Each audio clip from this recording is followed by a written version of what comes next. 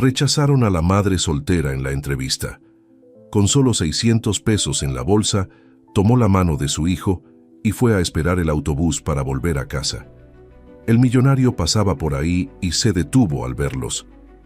Algo en esa escena lo hizo bajarse del coche y tomó una decisión que cambió la vida de los dos para siempre. La segunda pregunta ni siquiera terminó de formularse en el aire, y Perola Sousa ya supo que la había perdido. La mujer del otro lado del escritorio bajó los ojos hacia el papel, marcó algo con la punta del bolígrafo y dejó escapar ese suspiro corto que la gente cree que nadie escucha. Perola lo escuchó. Llevaba años aprendiendo a escuchar los sonidos pequeños, los que decían la verdad antes que las palabras. El suspiro significaba, ya está. Significaba que lo demás sería un trámite educado, una cortesía para no dejarla ir de golpe. ¿Y quién cuidaría a su hijo en caso de que necesitáramos que se quedara después de hora?, preguntó la mujer sin levantar la mirada. Ahí estaba. No era una pregunta sobre su experiencia. No era una pregunta sobre las hojas de cálculo que Perola dominaba mejor que la mitad de la gente que trabajaba en ese piso, ni sobre los 3 años que estuvo llevando la administración de una bodega hasta que la bodega cerró. Era una pregunta sobre Ravi. Siempre terminaba siendo una pregunta sobre Ravi. Tengo redes de apoyo, dijo Perola, y la mentira le salió tranquila, entrenada. No sería un problema. La mujer asintió sin creerle.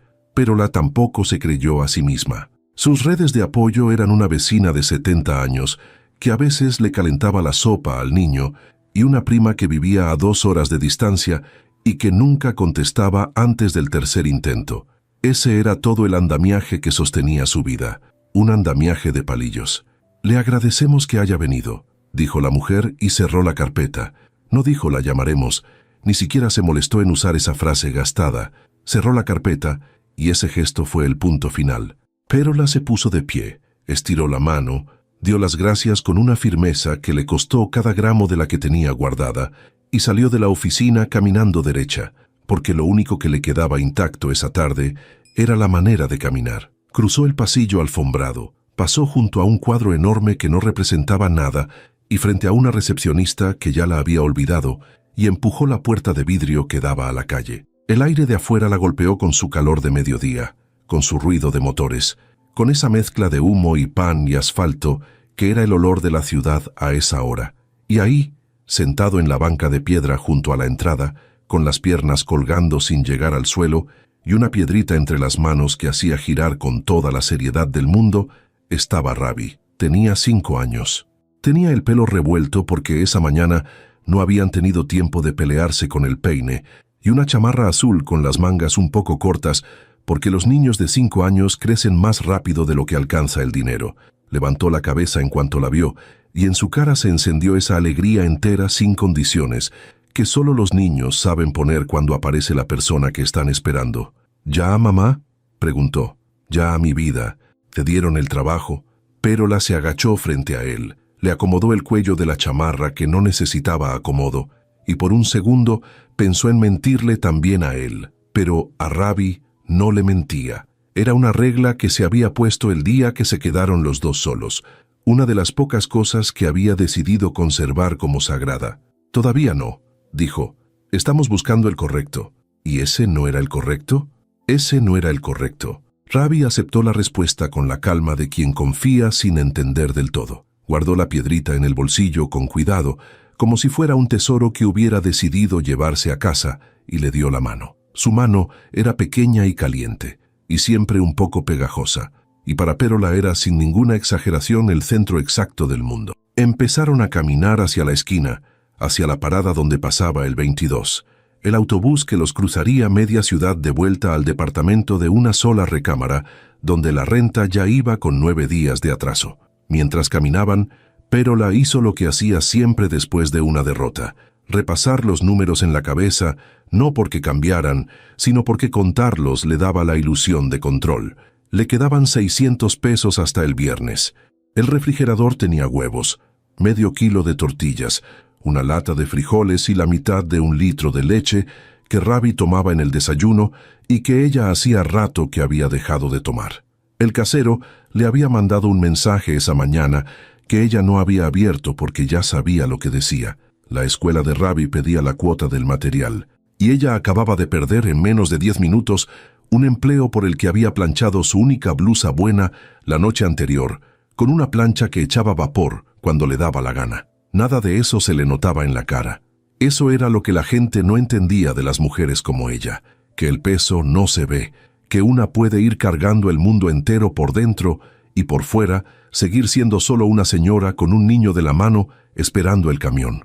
Llegaron a la parada. Era una de esas paradas modernas, con techo de vidrio y un cartel iluminado que anunciaba la ruta. 22, Centro, vía Avenida Principal, y un mapa que nadie miraba nunca. Pérola revisó el horario sin necesitarlo. Faltaban 11 minutos. Se recargó apenas en el poste, con Ravi pegado a su pierna, y dirigió la mirada hacia el fondo de la avenida, hacia el punto lejano donde los edificios se hacían chiquitos y el sol pegaba de lleno en el pavimento y todo temblaba un poco por el calor. No estaba pidiendo nada. Esa era la cosa. No estaba maldiciendo su suerte. No estaba llorando. No estaba buscando en el rostro de los que pasaban algo de compasión.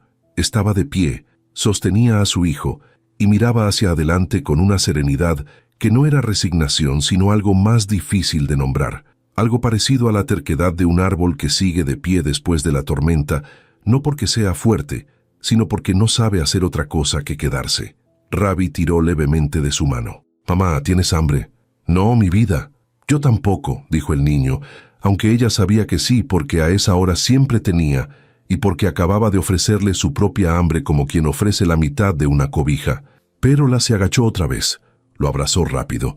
Le dio un beso en la coronilla que olía a niño y a mañana y a champú barato, y le dijo al oído que en cuanto llegaran a la casa iban a hacer huevo con tortilla, que a él le encantaba, y que después le iba a leer el cuento del cocodrilo que no quería lavarse los dientes.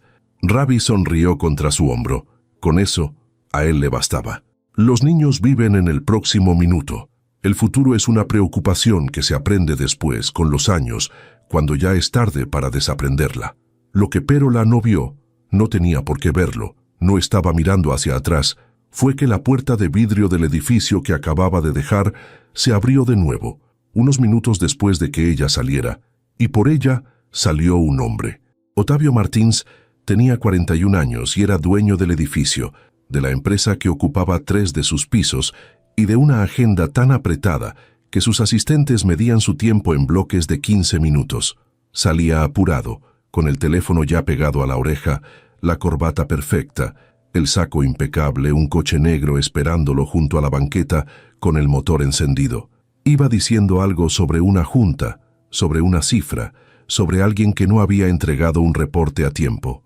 Iba, como iba siempre, hacia el siguiente punto de una línea que no se detenía nunca, y entonces, sin ninguna razón, se detuvo. Fue a media banqueta, a media frase, a medio paso. La persona del otro lado del teléfono siguió hablando, y Otavio dejó de escucharla, porque a media cuadra en la parada del autobús había una mujer de pie con un niño de la mano, mirando hacia el fondo de la avenida.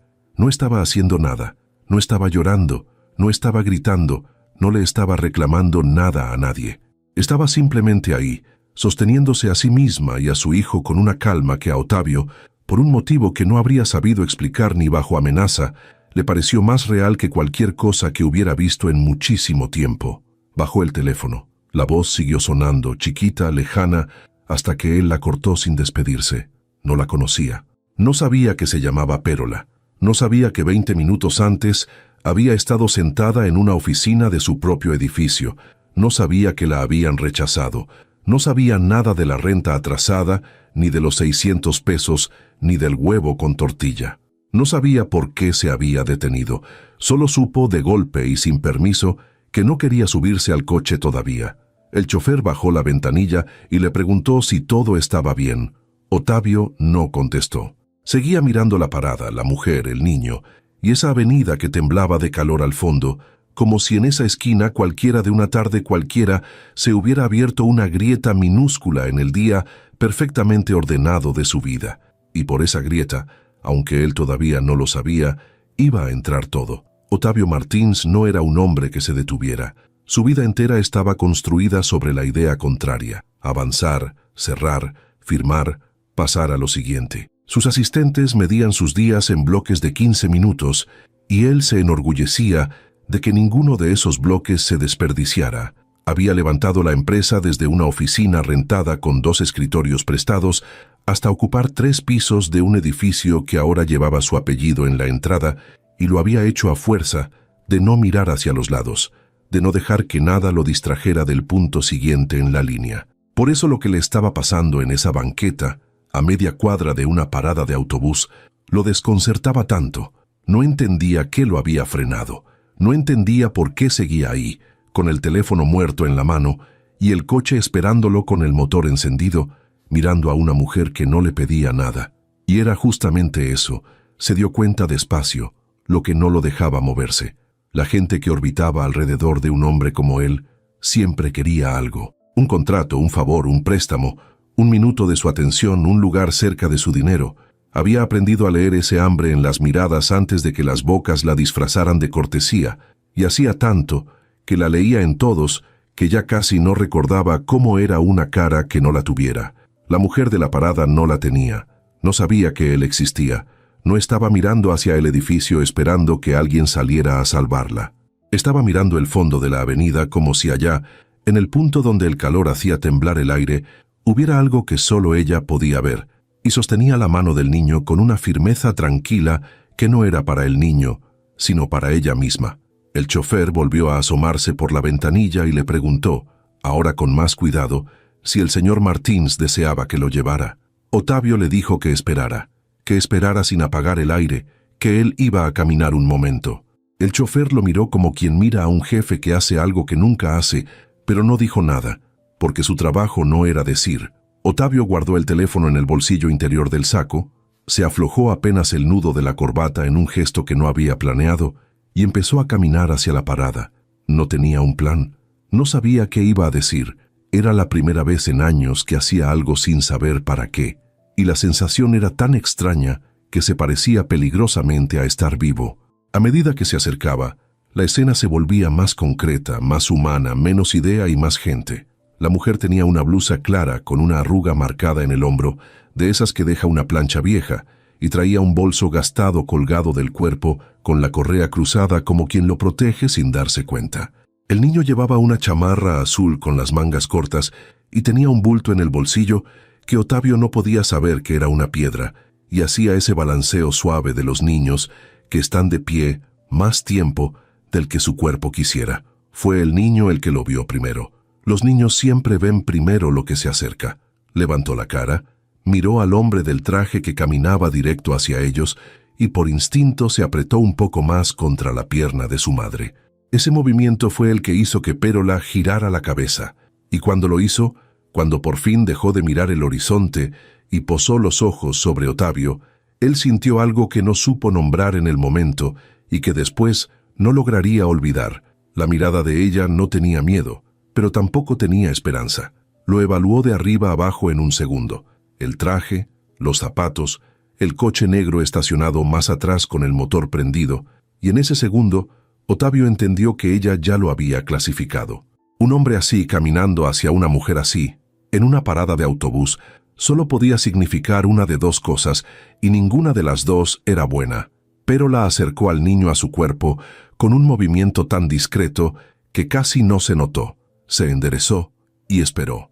No retrocedió, no bajó la mirada, simplemente se preparó, como se prepara alguien que ha aprendido que la vida rara vez se acerca para dar algo. «Buenas tardes», dijo Ottavio, y se dio cuenta al instante de lo torpe que sonaba su propia voz, esa voz acostumbrada a dar órdenes y ahora sin nada que ordenar.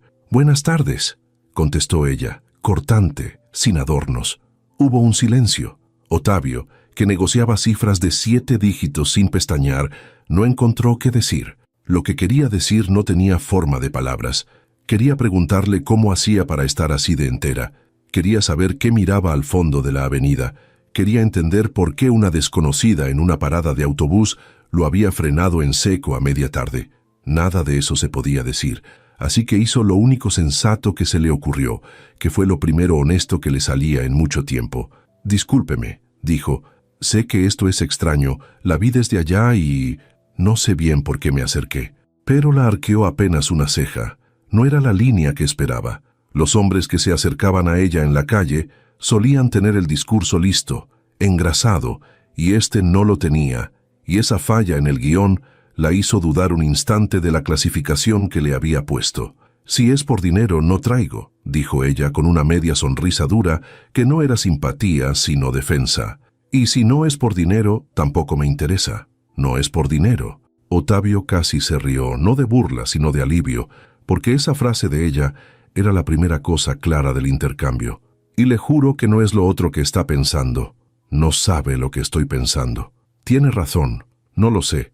El niño, mientras tanto, había dejado de esconderse y ahora miraba a Otavio con esa curiosidad frontal y sin filtros de los 5 años. Sacó la piedra del bolsillo, la sostuvo en alto con 2 dedos como quien presenta una credencial y anunció, sin que nadie se lo preguntara: «Es una piedra especial. La encontré junto a la banca». «Rabi», lo llamó su madre en voz baja, ese tono de advertencia suave que usan las madres para recordarle al hijo que a los extraños no. Pero Otavio ya se había puesto en cuclillas, sin pensarlo, para quedar a la altura del niño, y algo en su cara, algo que él mismo no controlaba, se había ablandado. Miró la piedra con una seriedad que no era fingida. «Es una buena piedra», dijo.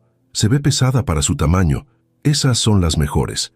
Rabi asintió con la solemnidad de quien por fin encuentra a alguien que entiende, y a Pérola se le movió algo por dentro que no quiso que se le notara, porque hacía mucho que nadie se agachaba a la altura de su hijo para tomarlo en serio, y porque de todas las cosas que un hombre podía hacer para desarmarla, esa era la única que no había blindado. Aún así, no bajó la guardia. Puso una mano en el hombro de Rabi y lo trajo de vuelta hacia ella con firmeza cariñosa, y volvió a mirar a Otavio, ya de pie otra vez frente a ella, esperando.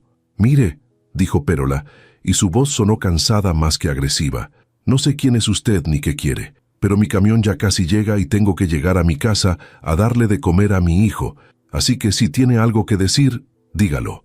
Otavio la miró, y por primera vez la vio de verdad, no como el enigma sereno que lo había frenado, sino como lo que era, una mujer agotada, digna, con un niño hambriento de la mano y un autobús por llegar, que no tenía tiempo ni ganas para el capricho de un desconocido con traje caro, y en ese instante hizo la conexión que hasta entonces no había hecho, la que había estado flotando en el borde de su cabeza desde que salió del edificio. La blusa planchada, el bolso apretado contra el cuerpo, la hora, la salida por la misma puerta que él. La había visto antes, de reojo, en el pasillo de su propio piso, hacía menos de media hora, cuando ella cruzaba hacia la salida, caminando derecha después de una entrevista. Una entrevista en su empresa, para un puesto que él ni siquiera sabía que estaban ofreciendo. «Usted vino a una entrevista», dijo, y no era una pregunta. Pérola se quedó quieta. La sorpresa le cruzó la cara antes de que pudiera esconderla, y después llegó algo peor que la sorpresa, que fue la vergüenza, esa vergüenza fina y caliente de que un extraño supiera que uno acababa de ser rechazado. «¿Y usted cómo sabe eso?», preguntó en voz baja. «Porque el edificio del que salió es mío», dijo Otavio, «y la empresa que está en esos 3 pisos también». El camión apareció al fondo de la avenida, un punto amarillo y blanco que fue creciendo entre el temblor del calor, con el número 22 iluminándose sobre el parabrisas a medida que se acercaba.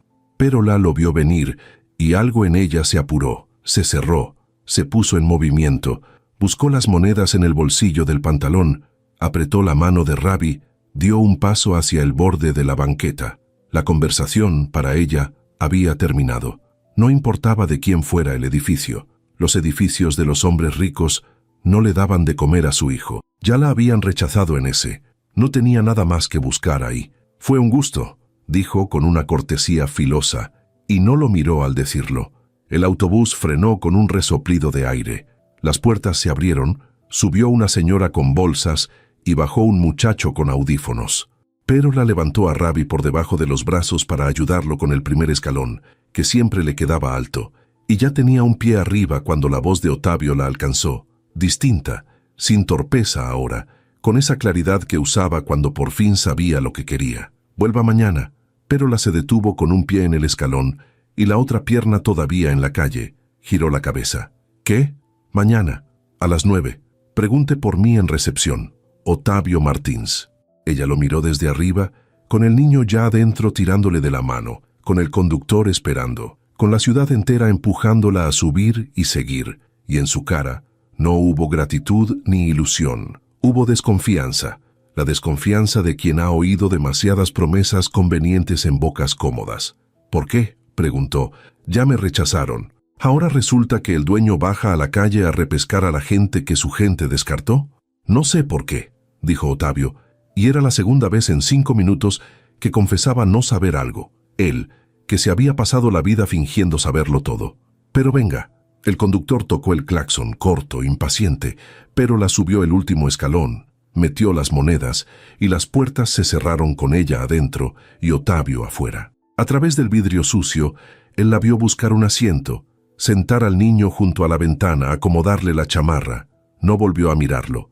El autobús 22 arrancó, se despegó de la banqueta, se fue haciendo chiquito por la misma avenida hacia la que ella había estado mirando toda la tarde, hasta que se lo tragó el temblor del calor al fondo. Otavio se quedó de pie en la parada vacía, solo, con el nudo de la corbata todavía flojo, sin saber si ella volvería, y sin entender por qué la posibilidad de que no volviera le apretaba el pecho de una manera que no reconocía. Detrás de él, el chofer seguía esperando junto al coche negro con el motor encendido, como llevaba esperando toda su vida a que Otavio Martins terminara de hacer lo que tuviera que hacer para poder llevarlo, por fin, hacia el siguiente punto de la línea. Solo que por primera vez, Otavio no tenía ni idea de cuál era ese punto.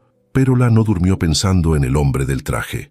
Durmió, lo poco que durmió, pensando en si ir o no ir, que era una pregunta distinta y más difícil. Toda la noche la giró como se gira una moneda gastada. Por un lado estaba el orgullo, que le decía que no volviera a un lugar que ya la había escupido, que un dueño que baja a la calle a repescar candidatas rechazadas no ofrece un trabajo, ofrece una limosna disfrazada, y que ella no había aguantado 3 años de bodega y 2 de crianza sola para acabar recibiendo el favor incómodo de un desconocido con lástima en los ojos.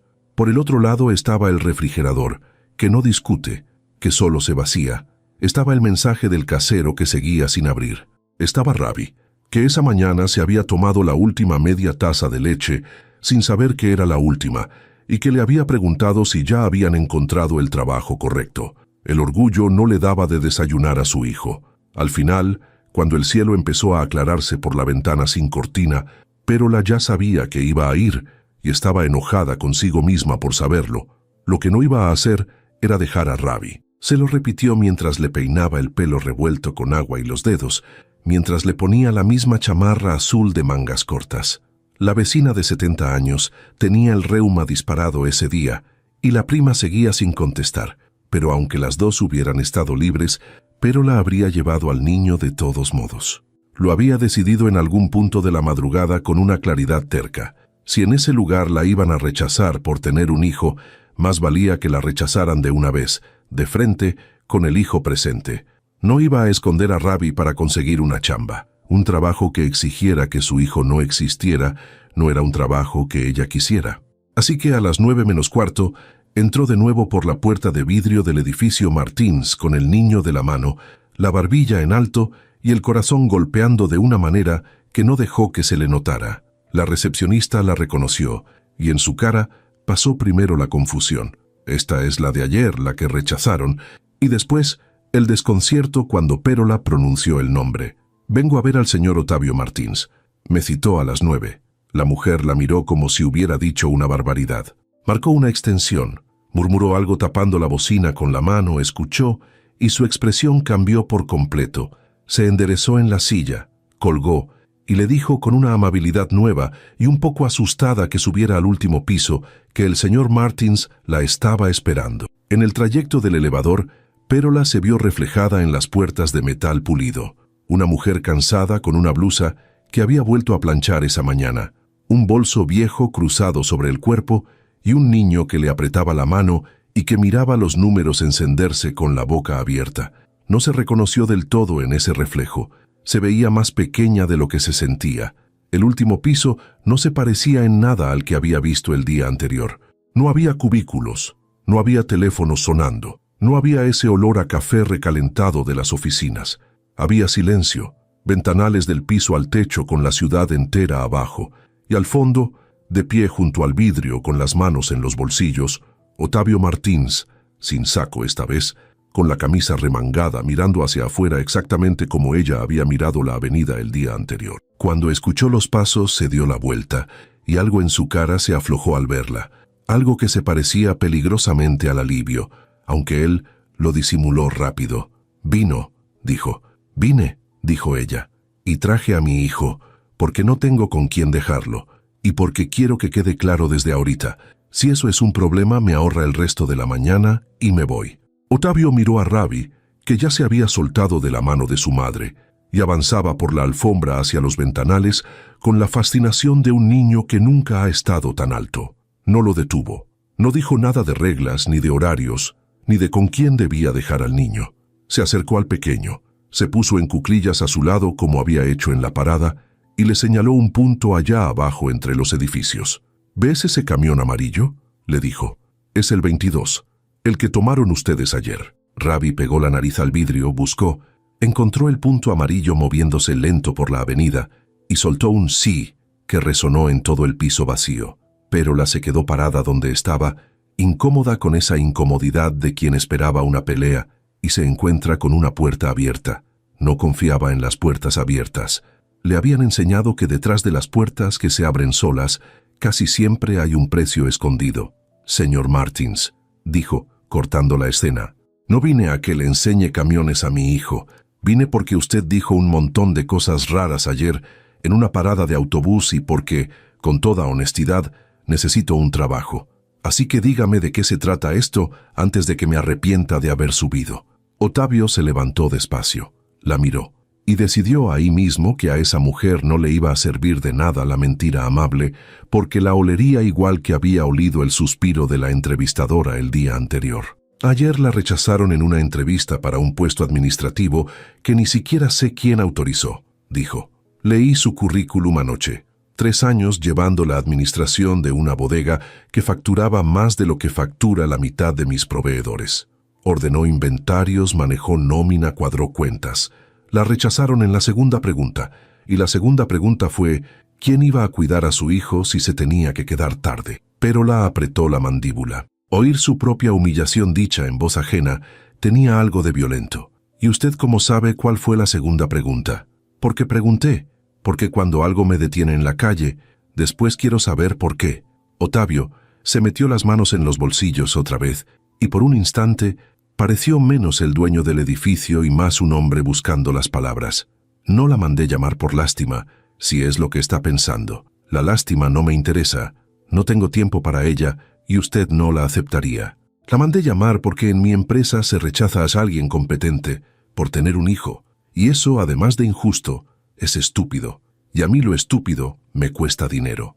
Era lo más cercano a algo que Pérola podía aceptar. No era caridad, era interés, o eso decía él, y el interés ella lo entendía. El interés se podía tocar, se podía negociar, no dejaba deudas del alma, como los favores.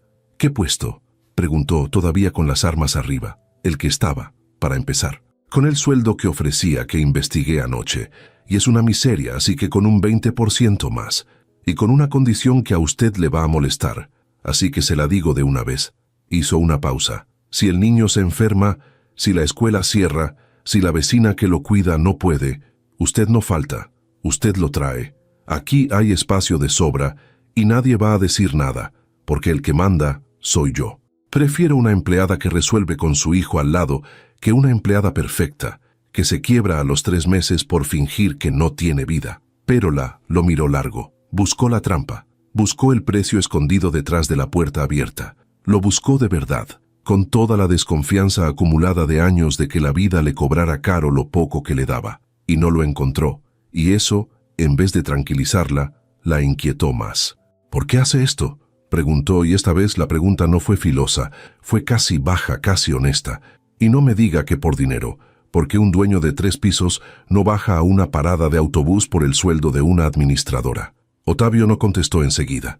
Miró a Ravi, que se había sentado en el piso junto al ventanal y sacaba la piedra del bolsillo para mostrársela a la ciudad entera allá abajo. Y cuando habló, lo hizo con una franqueza que a él mismo lo sorprendió. Esa franqueza que solo aparece frente a las personas ante las que no vale la pena mentir. Porque ayer usted estaba de pie en esa parada después de que la rechazaran, con su hijo de la mano, y no le pidió nada a nadie, dijo. Y yo llevo años rodeado de gente que no hace otra cosa que pedir, gente que sonríe midiendo cuánto puede sacarme. La vi a usted mirando el fondo de la avenida, como si el mundo le debiera todo, y usted hubiera decidido no cobrárselo, y me di cuenta de que no recordaba la última vez que vi a alguien así. Eso es todo, no hay más. No sé qué significa, solo sé que no quería que ese camión se la llevara sin volver a verla. El silencio que siguió fue distinto de los anteriores. Pérola sintió que la frase le había tocado un lugar que tenía clausurado hacía mucho, y le molestó que la tocara, y le molestó todavía más darse cuenta de que ese hombre, con toda su plata y sus ventanales, había reconocido en ella exactamente lo que ella se pasaba la vida ocultando, que sí estaba cansada, que sí el mundo le debía, que si no lo cobraba no era por santidad, sino porque no le quedaba a quien cobrárselo. El padre de Ravi se había ido antes de que el niño aprendiera a decir su nombre, y desde entonces, Pérola había construido su vida entera sobre la idea de no necesitar a nadie, porque necesitar dolía, y ella ya no tenía margen para más dolores. Que un extraño le viera esa arquitectura secreta de un solo vistazo, la dejó extrañamente desnuda. «No me conoce», dijo para defenderse. «No», admitió Ottavio, «y quizá me equivoco. Quizá adentro es usted insoportable, y en una semana me arrepiento. Pero eso lo arreglo despidiéndola, que se me da muy bien. Lo otro, lo de no darle la oportunidad, no lo puedo arreglar después». Pérola casi sonrió, casi. La contuvo a tiempo, porque sonreírle habría sido darle demasiado, y todavía no estaba dispuesta a darle nada. Miró a su hijo, sentado en el piso de un rascacielos con una piedra en la mano, feliz con la simpleza brutal de los 5 años, y pensó en la leche que se había acabado, y en el mensaje del casero, y en la blusa planchada 2 veces. Y pensó también, muy al fondo, en algo que no se atrevió a nombrar todavía, que hacía muchísimo que nadie se agachaba a la altura de su hijo, ni a la de ella. «Empiezo el lunes», dijo por fin, «y le aviso desde ahorita. Si esto resulta ser cualquier cosa distinta de un trabajo, si en algún momento espera de mí algo que no esté en el contrato, me voy con mi hijo y no me vuelve a ver». «¿Quedó claro?» «Clarísimo», dijo Ottavio, y por primera vez en toda la conversación sonrió de verdad, una sonrisa breve, sorprendida, casi juvenil, la de un hombre que había olvidado que sabía sonreír así. El lunes, entonces, cuando Pérola tomó a Ravi de la mano y caminó de regreso hacia el elevador, no miró atrás, igual que no había mirado atrás desde el autobús el día anterior. Pero Ottavio se quedó de pie junto al ventanal, viéndola alejarse por el piso silencioso, y notó que el niño sí volteó, justo antes de que las puertas del elevador se cerraran, y levantó la mano con la piedra apretada en el puño en algo que era, sin ninguna duda, una despedida. Ottavio le devolvió el gesto sin pensarlo, la mano en alto frente al vidrio, y se quedó así un momento de más, saludando a un elevador ya cerrado, en un piso donde no había nadie que pudiera verlo hacer algo tan poco propio de él como esto. Abajo, en la calle, el camión 22 volvió a pasar puntual por la avenida, ajeno a que ya no se llevaba a nadie que mirara el horizonte sin pedir nada. Arriba, Ottavio Martins volvió a su escritorio, abrió la agenda del lunes y por primera vez en años tachó una junta sin que le importara. El lunes Pérola llegó a las 8:15, 15 minutos antes de la hora, con Ravi dejado por fin en la escuela y una libreta nueva comprada con parte de los 600 pesos que le quedaban, porque para ella empezar bien un trabajo empezaba por tener dónde apuntar las cosas. Nadie le regaló nada esa primera semana, y eso, contra todo pronóstico, fue lo que más la tranquilizó. La pusieron en un escritorio en el piso administrativo, le entregaron un desorden de cuentas atrasadas que el equipo anterior había dejado enredado, y le dijeron con cierta condescendencia que hiciera lo que pudiera. Pérola no hizo lo que pudo, hizo lo que sabía. Para el jueves había desenredado 3 meses de facturas que nadie había querido tocar. Había encontrado un error de cobro que le estaba costando a la empresa una suma que hizo levantar cejas, y había ganado, sin proponérselo, el respeto reticente de un piso entero que había empezado la semana. Convencido de que la nueva era el capricho del dueño, Ottavio la vigilaba de lejos sin bajar a mirar. Se hacía llegar los reportes, veía su nombre en las correcciones, escuchaba de refilón los comentarios que pasaban de la extrañeza al reconocimiento a regañadientes, y se decía a sí mismo que su interés era estrictamente el de un dueño verificando que una apuesta había resultado, y no se creía del todo, porque un dueño verificando una apuesta no se descubre a media junta pensando en si la mujer del piso de abajo habría comido algo, ni inventa pretextos para bajar por la escalera en vez del elevador y pasar como quien no quiere la cosa cerca de su escritorio. La primera conversación de verdad, después de aquella mañana en el ventanal, ocurrió un viernes al caer la tarde, cuando ya casi todos se habían ido. Pero la seguía frente a la pantalla, terminando de cuadrar algo, y Ravi estaba con ella, sentado en el suelo junto al escritorio, porque la escuela había cerrado temprano y la vecina no había podido, y ella había hecho exactamente lo que le habían dicho que podía hacer. Lo trajo. El niño dibujaba en hojas de reciclaje con un lápiz, callado, absorto, y no molestaba a nadie. Ottavio bajó, se detuvo junto al escritorio y en vez de saludar a la madre, saludó primero al hijo. ¿Qué dibujas? Ravi levantó la hoja. Era una masa de líneas amarillas con ruedas. El 22, dijo con orgullo. Ottavio se rió, esa risa breve y desacostumbrada que se le escapaba solo cerca del niño, y se sentó en el borde de un escritorio vacío, como si tuviera todo el tiempo del mundo. Él, que no tenía tiempo para nada. Pérola guardó lo que estaba haciendo y lo observó de reojo, todavía sin bajar del todo la guardia, pero con la guardia ya un poco más floja que la primera vez, porque una semana de que nadie le cobrara nada empezaba a hacer mella en su desconfianza. Hablaron de tonterías al principio, del error de cobro que ella había encontrado, del desorden que le habían heredado, y después, sin que ninguno lo planeara, la conversación se fue hacia otro lado, hacia ese terreno más hondo al que se llega cuando cae la tarde y el edificio se vacía, y quedan solo dos adultos cansados y un niño dibujando en el suelo. Fue Pérola la que preguntó, porque llevaba una semana con la pregunta atravesada. «¿Por qué no tiene a nadie aquí a esta hora?», dijo. «Es viernes, es dueño de todo esto, y sigue aquí como yo que no tengo con quién dejar al niño». Ottavio miró hacia los ventanales, hacia la ciudad que empezaba a encenderse abajo, y tardó en contestar. «Porque afuera no hay mucho más que esto», dijo al fin. «Construí todo esto durante 20 años. En algún momento el resto de mi vida se fue vaciando para hacerle lugar, y cuando quise ver, esto era todo lo que quedaba. ¿No hay familia? Hubo un matrimonio. Se fue hace 6 años. Con razón, la verdad. Me casé con ella, pero vivía con esto». Señaló con la barbilla el piso, el edificio, la ciudad. «No hay hijos. No hubo tiempo para hijos. Siempre iba a haber tiempo el año siguiente, hasta que el año siguiente se acabó». Pérola no dijo «lo siento», porque las dos habían aprendido a desconfiar de esa frase. Se quedó callada, y en el silencio Ottavio hizo algo que no había hecho con nadie en muchísimo tiempo, algo que lo sorprendió a él más que a ella. Siguió hablando sin que nadie se lo pidiera, hacia el fondo verdadero de la cosa. «Mi madre me crió sola», dijo, y la voz le cambió, se hizo más baja, más despacio. «Mi padre nunca estuvo. Ella limpiaba casas de día y cosía de noche, y yo la veía llegar tan cansada que a veces se quedaba dormida sentada, con la cuchara en la mano, sin alcanzar a comer. Se murió sin descansar nunca. Se murió debiendo, después de una vida entera de trabajar. Y yo me juré, con esa rabia estúpida de los muchachos, que a mí nunca me iba a pasar eso, que yo nunca iba a estar en una parada esperando algo que no llegaba, que iba a tener tanto que jamás en la vida iba a necesitar a nadie. Y lo conseguí. Tengo tanto que no necesito a nadie». Se rió, pero no había gracia en la risa. Resulta que no necesitar a nadie es la manera más elegante de estar completamente solo.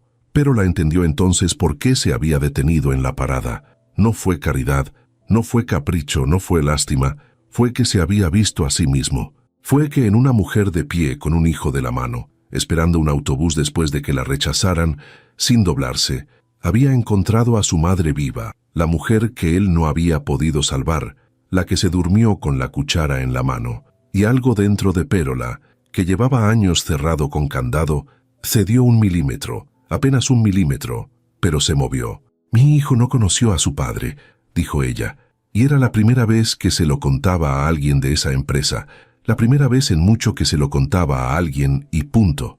Se fue antes de que Ravi caminara. Dijo que no estaba hecho para esto, como si esto fuera algo que uno elige estar hecho o no. Y yo me quedé porque alguien tenía que quedarse. Y me juré lo contrario que usted. Me juré que yo sí iba a necesitar, pero solo a mí misma. Que no le iba a deber nada a nadie para que nadie me lo pudiera quitar. Miró a Ravi, dibujando en el suelo, ajeno. Al final los dos construimos lo mismo. Una pared. Usted con dinero, yo con orgullo. Pero es la misma pared. Se quedaron un momento en silencio, los dos del mismo lado de una pared que acababan de descubrir que era la misma, y hubo algo en ese silencio que no era incómodo, algo que se parecía peligrosamente a la compañía, esa cosa que ninguno de los dos se permitía hacía años. Ravi, en el suelo, empezó a cabecear sobre sus dibujos, vencido por el sueño de los niños que llega de golpe. Pérola se agachó a levantarlo, y él se dejó alzar con esa entrega total del que sabe que unos brazos son seguros, y le pasó los suyos alrededor del cuello y hundió la cara dormida en el hombro de su madre. Otavio los miró, a la mujer sosteniendo al niño dormido en un piso de oficinas vacío al caer la noche, y sintió en el pecho algo que le costó reconocer, porque no lo sentía desde que era muy joven, ganas simples y peligrosas de que esa escena no terminara, de que ese no fuera un momento prestado sino uno propio, de estar de ese lado de la pared para siempre. Se acercó sin pensarlo, quizá para ayudar con el niño, quizá por otra cosa que no se atrevía a nombrar, y por un instante los dos quedaron demasiado cerca, con Ravi dormido entre ambos, y Pérola levantó la cara y sus ojos se encontraron con los de él a una distancia a la que hacía años que no dejaba llegar a nadie. El aire se puso denso. Otavio no se movió, Pérola tampoco, y ese no moverse dijo más que cualquier movimiento. Duró 1 segundo, 2. Ese tiempo suspendido en que dos personas saben lo que podría pasar y todavía no ha pasado. Y entonces Pérola dio un paso atrás. Fue suave, no brusco, pero fue claro. Acomodó a Ravi contra su hombro, bajó los ojos, y cuando volvió a hablar su voz había recuperado la firmeza del primer día. «Le dije desde el principio, señor Martins», dijo, en voz baja para no despertar al niño. «Si esto llega a ser cualquier cosa distinta de un trabajo, me voy».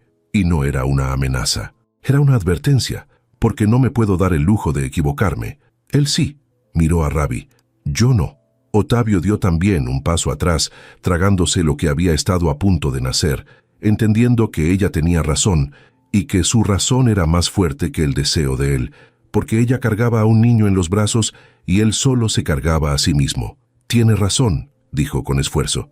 «Perdón, no pasó nada», dijo ella. «No pasó nada», repitió él, y los dos supieron que era mentira porque algo sí había pasado, aunque no se pudiera nombrar ni tocar ni deshacer. Pérola juntó sus cosas con una mano, sosteniendo al niño con la otra, y se fue hacia el elevador, y esta vez, antes de que las puertas se cerraran, fue ella la que lo miró, un instante apenas, una mirada que no prometía nada, y que sin embargo le quitó a Otavio el aire de una manera que ninguna cifra de 7 dígitos le había quitado nunca.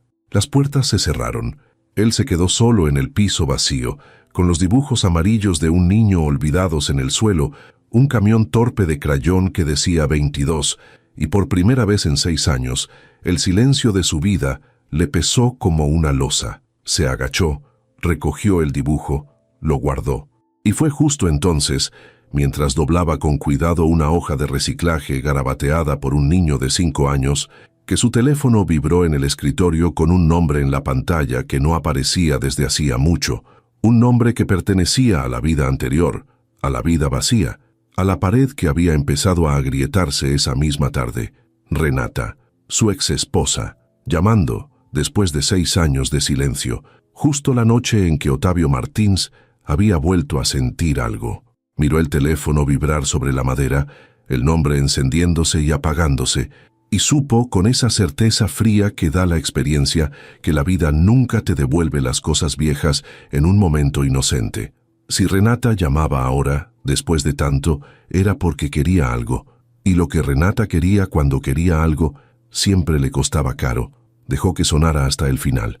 Guardó el dibujo del camión en el bolsillo interior del saco, junto al pecho, y se quedó mirando la ciudad encendida allá abajo, sabiendo que algo acababa de empezar y que algo al mismo tiempo acababa de asomarse desde atrás para no dejarlo empezar en paz. Otavio no devolvió la llamada esa noche, ni la siguiente. Conocía a Renata lo suficiente para saber que un silencio la irritaba más que cualquier respuesta, y que quien se toma 6 años en volver a marcar un número no vuelve por nostalgia. Se equivocó solo en una cosa. Creyó que tendría tiempo para decidir cómo manejarla. No lo tuvo. El miércoles, a media mañana, Renata entró al último piso sin anunciarse, con el paso de quien alguna vez fue dueña de ese lugar y no ha terminado de aceptar que dejó de serlo. Seguía siendo una mujer hermosa de una manera cara y estudiada, cada detalle en su sitio, y traía en la cara esa sonrisa suave que Otavio había aprendido a temer, porque era la sonrisa que ella ponía justo antes de pedir algo grande. 6 años y no me devuelves una llamada, dijo, dejando el bolso sobre el escritorio de él, como quien marca territorio. Estás igual, peor quizá. ¿Sigues durmiendo aquí? ¿Qué quieres, Renata? Fue directa, porque el rodeo con Otavio nunca le había servido. Había un asunto pendiente de la separación, un porcentaje de una propiedad que en su momento habían dejado en el aire y que ahora, por razones que a Otavio le sonaron a deudas propias mal escondidas, ella necesitaba convertir en dinero. Quería que él le comprara su parte, y la cifra que puso sobre la mesa era la de alguien que sabe que el otro puede pagarla sin pestañear. Otavio la escuchó con la paciencia fría del que ya no siente nada por la persona que tiene enfrente, y le dijo que lo revisaría con sus abogados, que era su manera de decir que no iba a haber ni un peso más de lo que correspondía. Habría terminado ahí. Habría sido solo un trámite tedioso de la vida anterior, si Renata no hubiera bajado. Porque Renata bajó al piso administrativo, con el pretexto de esperar mientras él hacía una llamada, y en cuanto puso un pie en ese piso, su radar, afinado por años de medir a las mujeres que se acercaban a lo que ella consideraba suyo, encontró a Pérola en 3 segundos. No fue nada evidente. Fue la manera en que 2 empleadas cuchichearon al verla pasar cerca del escritorio de la nueva. Fue el dibujo infantil de un camión amarillo que Renata alcanzó a ver pegado con cinta en la orilla de un tablero, porque Otavio, sin decírselo a nadie, había guardado el dibujo en su escritorio como un tesoro, y el rumor de que el jefe se quedaba tarde con la nueva, y su hijo ya circulaba en voz baja por el edificio. Fue sobre todo la manera en que Pérola levantó la cabeza cuando Renata pasó sin bajar los ojos, con esa entereza que a las mujeres como Renata les resulta insoportable en las mujeres que no tienen nada. Renata sonrió y se acercó. «Tú debes ser la nueva», dijo con una dulzura que era pura hoja afilada. «He oído hablar de ti. Bueno, no de ti exactamente. He oído hablar de una historia muy bonita. El dueño que baja a rescatar a la pobre madre soltera de la parada del autobús. Muy conmovedor. Muy propio de Otavio de estos últimos, ¿qué será? Meses. No lo reconozco tan blando». Pérola dejó el bolígrafo sobre la mesa, despacio, y la miró. No dijo nada todavía. Había aprendido, en años de aguantar cosas peores dichas por gente peor, que el silencio a veces es la única dignidad que a uno le queda. «Déjame darte un consejo de mujer a mujer», siguió Renata, inclinándose apenas, bajando la voz a ese tono de confidencia que hace más daño que un grito. «Disfruta esto mientras dure, pero no te lo creas. Los hombres como Otavio no se enamoran de mujeres como tú. Se conmueven. Es distinto. La conmoción se pasa. Un día se le acaba la culpa que trae adentro, o aparece alguien más interesante, y entonces vas a volver a tu parada de autobús con tu niño de la mano. Solo que ahora vas a saber lo que se siente estar arriba. Y eso, créeme, duele mucho más que nunca haber subido. Yo solo te lo digo para que no te ilusiones. Es más piadoso». Cada palabra fue puesta con precisión de cirujana en el lugar exacto donde más iba a doler, porque Renata, sin conocerla, había dicho en voz alta lo único que Pérola no se atrevía ni a pensar en voz baja: el miedo de haberse convertido en el proyecto de un hombre rico, en la buena obra que le devuelve el alma a alguien que la perdió, en la pobre a la que se rescata. Todo lo que Pérola había blindado con orgullo durante años, la certeza de no deberle nada a nadie, de estar de pie por sus propios medios, se agrietó de golpe bajo esas frases dulces, porque de pronto todo lo bueno de las últimas semanas se le presentó bajo otra luz. El sueldo un poco más alto, la condición generosa de traer al niño, la paciencia con Ravi, las conversaciones al caer la tarde. ¿Y si nada de eso había sido respeto? ¿Y si todo había sido desde el primer día, desde la parada lástima con buen disfraz? Gracias por el consejo, dijo Pérola al fin, con una voz que sonó firme por fuera y que por dentro estaba temblando. Voy a seguir trabajando si no le molesta. Claro que no, dijo Renata, enderezándose satisfecha. Trabaja mucho, es lo único que dura. Y se fue, dejando el piso envenenado, dejando en Pérola una semilla que iba a crecer en horas hasta ahogarla. Lo que pasó después fue el tipo de cosa que la vida arma con crueldad de relojero. Otavio bajó minutos más tarde a buscar a Renata para acompañarla a la salida, para asegurarse de que se fuera, y lo hizo con una mano apoyada apenas en la espalda de ella para dirigirla hacia el elevador, un gesto de cortesía vacía, mecánico, el gesto con que uno saca a un invitado incómodo de la casa. Pero Pérola, que levantó la vista en ese instante, no vio un gesto vacío. Vio a Otavio y a Renata caminando juntos hacia el elevador, la mano de él en la espalda de ella, los dos elegantes, los dos del mismo mundo, hablando en voz baja de cosas de las que ella jamás formaría parte. Y sobre esa imagen cayeron, como ácido, las palabras que Renata acababa de sembrarle. Los hombres como Otavio no se enamoran de mujeres como tú. Vas a volver a tu parada. Y Pérola entendió o creyó entender que Renata no le había mentido en nada, que aquella mujer era el mundo real de Otavio y ella era el paréntesis conmovedor, la buena obra, el camión de crayón enmarcado en una oficina como quien enmarca la foto de un viaje bonito a un lugar pobre. Esa tarde Pérola no terminó de cuadrar ninguna cuenta. Esa tarde tomó una decisión, y las decisiones de Pérola, cuando se tomaban desde el orgullo herido, eran de granito. Recogió a Ravi de la escuela, lo llevó de vuelta al edificio para hacer una sola cosa y subió al último piso al final del día, cuando ya casi no quedaba nadie, con el niño de la mano y la barbilla en alto exactamente igual que el primer día. Solo que ahora la barbilla en alto no era esperanza, era despedida. Otavio estaba en su oficina, se alegró al verla entrar, con esa alegría que ya no sabía disimular, y empezó a decir algo sobre Renata, algo que quería aclarar, pero Pérola lo cortó. Vengo a avisarle que renuncio, dijo. Termino la semana para dejar las cuentas ordenadas y no dejarle un desastre. Después no vuelvo. Otavio se quedó de piedra. ¿Qué? ¿Por qué? ¿Fue Renata? Lo que sea que te haya dicho, no fue Renata, mintió Pérola. Y la mentira le costó porque sí había sido Renata, pero también había sido ella misma. Había sido el miedo que llevaba dentro desde antes de conocerlo. Fui yo. Le dije el primer día que si esto llegaba a ser cualquier cosa distinta de un trabajo, me iba, y se convirtió en otra cosa. Los dos sabemos que se convirtió en otra cosa, y yo no me puedo permitir esa otra cosa, señor Martins.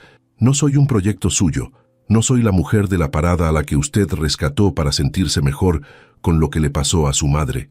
Soy la administradora que encontró un error de cobro, y prefiero irme siendo eso a quedarme siendo su buena acción. Eso no es lo que eres para mí, dijo Otavio, y por primera vez en la vida su voz sonó desesperada, la voz de un hombre que negocia cifras enormes sin temblar y que de pronto no encuentra las palabras para lo único que le importa.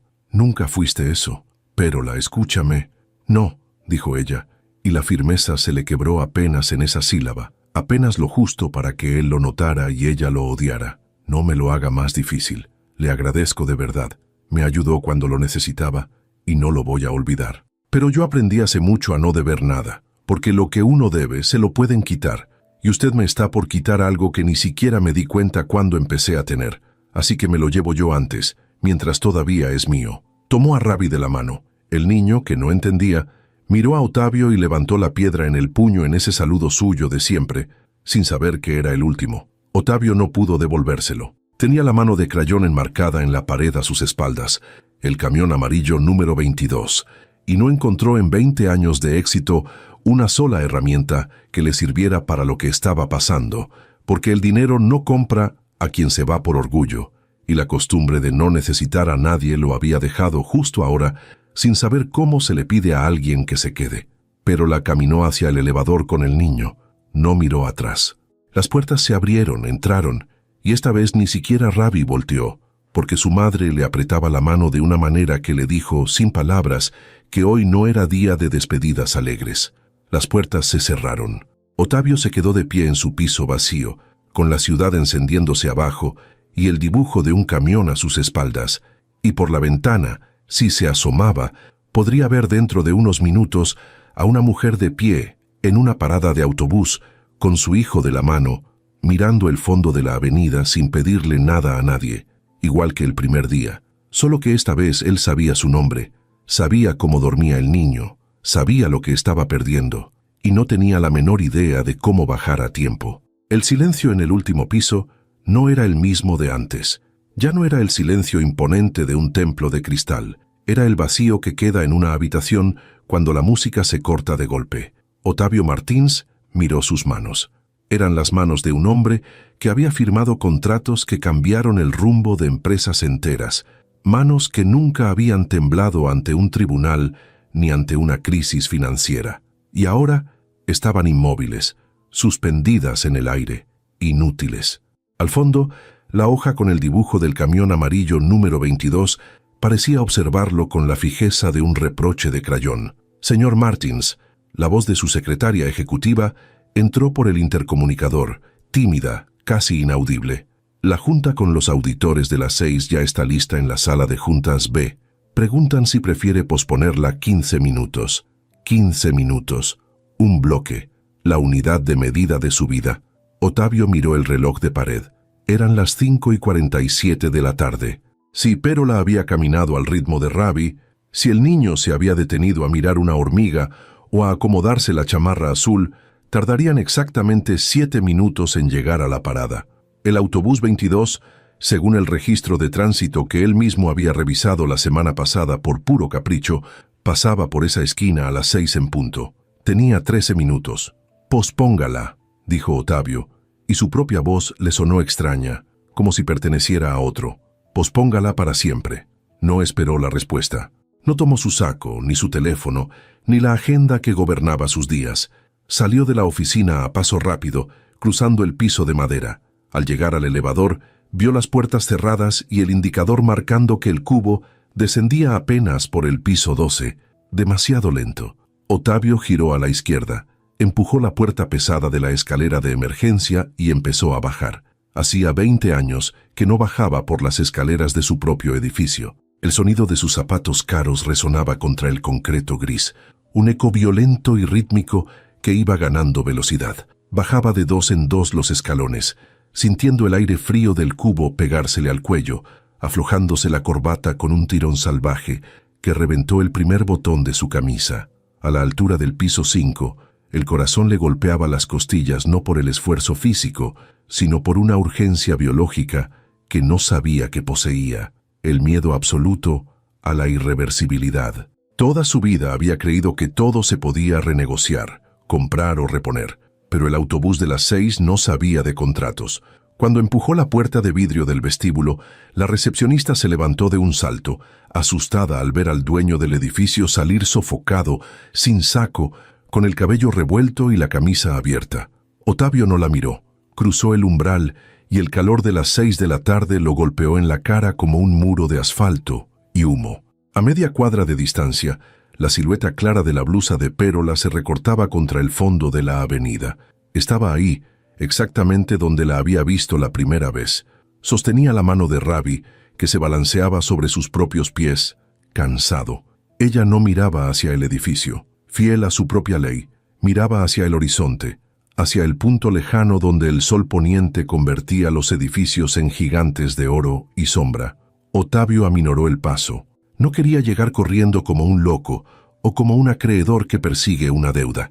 El orgullo de Pérola requería algo más que desesperación, requería verdad. A medida que se acercaba, el ruido de la ciudad pareció atenuarse, devorado por el rugido lejano del motor del autobús 22, que ya se asomaba 3 cuadras atrás, un monstruo blanco y amarillo que avanzaba abriéndose paso entre el tráfico. Ravi fue el que lo vio primero. El niño dejó de balancearse, abrió mucho los ojos y tiró de la blusa de su madre.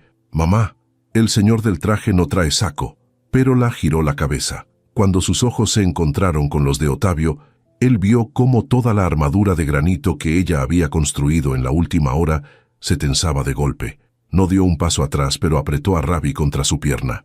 Sus ojos eran dos rendijas de desconfianza. Ottavio llegó hasta el límite del techo de vidrio de la parada y se detuvo a 2 metros de ella. Estaba sudando, respiraba con dificultad y el nudo de su corbata colgaba torcido. Por primera vez en su vida adulta, se veía perfectamente vulnerable. «Te dije que no volvieras a bajar», dijo Pérola, y su voz fue un hilo de hielo cortante. «Mi renuncia no es una negociación, ya te lo advertí». «No vengo a negociar», dijo Ottavio, intentando recuperar el aire, pero sobre todo intentando encontrar las palabras que nunca había tenido que usar. «Vengo a decirte que tienes razón». Pérola arqueó una ceja, descolocada por la respuesta. El autobús 22 ya estaba a una cuadra, disminuyendo la velocidad, haciendo sonar sus frenos de aire con un quejido largo. «Renata tenía razón en una cosa», siguió Ottavio, dando un paso al frente, ignorando el ruido del camión. «Bajé la primera vez porque me conmoví, porque vi a mi madre en ti, vi la misma maldita terquedad de no doblarse ante el mundo. Me acerqué por mí, Pérola, por mi culpa, por mi pasado, por el niño que no pudo hacer nada por la mujer que lo crió. Todo eso es verdad. Fui un egoísta». El autobús se detuvo frente a la banqueta con un resoplido. Las puertas se abrieron. El chofer los miró con impaciencia, con la mano puesta sobre el volante. Pérola miró las puertas abiertas y luego a Ottavio. «¿Y entonces?», preguntó ella, y por primera vez el hielo de su voz dejó ver una grieta de dolor. «¿Vienes a pedirme que me quede para que sigas sintiéndote un buen hombre? No soy el altar de tus culpas, Ottavio». «No», dijo él, y dio el último paso que los separaba, quedando tan cerca que ella pudo ver el temblor genuino en sus ojos. «Eso fue el primer día, pero esta semana no fue por mi madre, fue por ti, fue por la manera en que defiendes tus números, por cómo miras el mundo sin pedirle permiso, por cómo este piso vacío se llenaba de algo real cada vez que estabas ahí. Me acostumbré a tu pared, Pérola, porque descubrí que detrás de ella hay alguien con quien quiero hablar el resto de mi vida. No te ofrezco un trabajo porque me des lástima, te lo ofrezco porque eres la única persona en ese maldito edificio de 3 pisos que no me ve como un cheque en blanco. Te necesito yo a ti, mucho más de lo que tú podrías necesitarme a mí». Pérola guardó silencio. El autobús tocó el claxon, un bocinazo corto y ruidoso que hizo que Ravi se tapara los oídos. «Señora, ¿sube o no?», gritó el conductor desde su cabina mirando el reloj del tablero. Pérola no contestó al chofer. Seguía mirando a Ottavio, buscando la mentira, el truco, el orgullo del hombre rico que no soporta perder, pero no había nada de eso. El hombre frente a ella estaba desnudo de poder. Había roto su propia línea de 15 minutos y la junta que mantenía su imperio en pie para estar de pie bajo el calor de la tarde, sudando y pidiendo por primera vez algo que el dinero no podía comprar. «Si me quedo», dijo Pérola en voz muy baja, dando un paso hacia él, obligándolo a escucharla por encima del ruido del motor. «No va a ser bajo tus reglas. No voy a ser la empleada que traes de la mano. Si entro por esa puerta el lunes, entro porque me gané ese puesto desarmando tus facturas, no porque me recogiste en la calle. Y si un día decides mirarme con lástima, ese mismo día te dejo el escritorio vacío». Ottavio sintió que el peso que le había oprimido el pecho desde que ella cruzó el elevador se disolvía en una bocanada de aire limpio. «El lunes», dijo él, con una sonrisa que le devolvió la juventud a los ojos. «Y puedes cambiar el orden del piso completo si quieres. Al fin y al cabo, tú eres la que sabe de administración». Pero la miró al conductor del autobús, que ya tenía la mano en la palanca para cerrar la puerta. «Váyase, jefe», dijo ella, con una firmeza tranquila. «Hoy no nos vamos a subir». El chofer refunfuñó algo sobre la gente que pierde el tiempo, cerró las puertas con un golpe neumático y el autobús 22 se despegó de la banqueta, acelerando por la avenida hasta que el humo de su escape se mezcló con el aire tembloroso del final de la tarde. Los dejó atrás. Por primera vez en 3 años, Pérola Sousa había visto pasar el autobús sin la urgencia de tener que abordarlo para huir de su propia vida. Rabi, que había estado siguiendo la escena con la seriedad de un árbitro silencioso, soltó la mano de su madre. Caminó los 2 pasos que lo separaban de Ottavio, metió la mano pequeña y un poco pegajosa en el bolsillo de su chamarra azul y sacó la piedra gris, la misma que había estado guardando como un tesoro desde el día anterior. Se la extendió a Ottavio. «Ten», dijo el niño con total naturalidad, «para que no te pongas triste porque se fue el camión». Ottavio miró la piedra.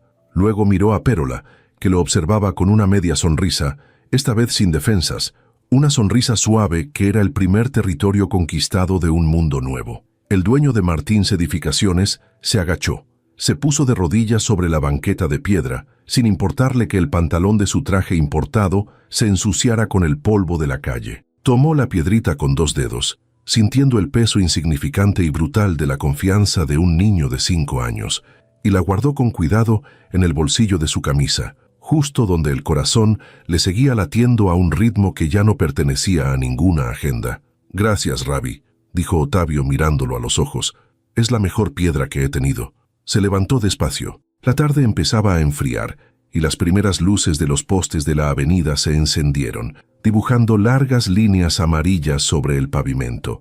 La ciudad seguía rugiendo a su alrededor, caótica, dura, indiferente a los 600 pesos que quedaban en la cuenta de Pérola o a los millones que esperaban a Ottavio en el último piso. Pero en esa esquina cualquiera, bajo un techo de vidrio moderno, la pared se había derrumbado por completo. «Bueno», dijo Pérola, cruzándose de brazos para protegerse de la primera brisa de la tarde, aunque sus ojos seguían siendo cálidos, «ya que nos quedamos abajo y ya que el señor Martins no tiene nada más importante que hacer que arruinar sus trajes en la banqueta, supongo que nos debe una cena. Rabi quiere huevo con tortilla, pero sospecho que usted puede pagar algo un poco mejor». Ottavio se rió, una risa limpia que resonó en la parada vacía. «Conozco un lugar a 3 cuadras», dijo extendiendo la mano hacia ella, no como un jefe, no como un salvador, sino como un hombre que finalmente había encontrado el siguiente punto de la línea, el único que de verdad importaba. «Tienen las mejores tortillas de la ciudad y aceptan niños con piedras especiales». Pérola lo miró un segundo más, saboreando la libertad de no tener miedo. Luego extendió su mano y la colocó sobre la de él. Su mano estaba fría por la tarde, la de él estaba caliente por la carrera, y cuando sus dedos se entrelazaron, Rabi se metió en medio, tomándolos a ambos.